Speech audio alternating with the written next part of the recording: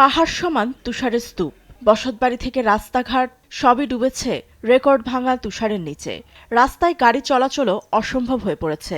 তীব্র তুষার ঝড়ে এ অবস্থা যুক্তরাষ্ট্রের অনেক অঙ্গরাজ্যে।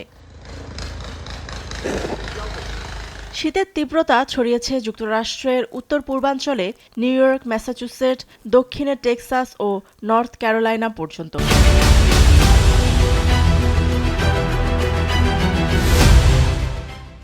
এসব অঞ্চলে ২০ ইঞ্চি তুষারের স্তূপ জমেছে। নিউ ইয়র্ক সিটিতেই ১১ ইঞ্চি তুষারপাত রেকর্ড করা হয়েছে। তুষারের কবলে পড়েছেন প্রায় ১২ কোটি মানুষ। দুর্যোগ মোকাবিলায় সতর্ক থাকার নির্দেশ দেওয়া হয়েছে ১৫ কোটি বাসিন্দাকে। আমাদের জন্য এই তুষারপাত অনেক বেশি। আমরা জর্জিয়া থেকে এসেছি। এত ভারী তুষারপাত এর আগে কখনো দেখিনি। এখানে পা রাখার আগ পর্যন্ত তুষারপাত খুব সুন্দর মনে হতো।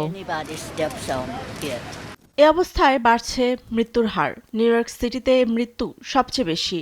টেনেসি, লুইজিয়ানা, টেক্সাস, ম্যাসাচুসেট ও কানসাসেও মৃত্যু হয়েছে অনেকের।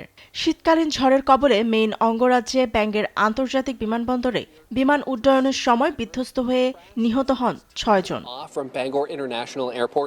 বৈরী আবহাওয়ার কারণে সোমবার পর্যন্ত বাতিল করা হয়েছে ৬,০০০-এর বেশি ফ্লাইট।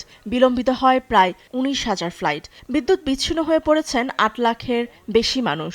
২৫টি অঙ্গরাজ্যে জরুরি অবস্থা জারি করা হয়েছে।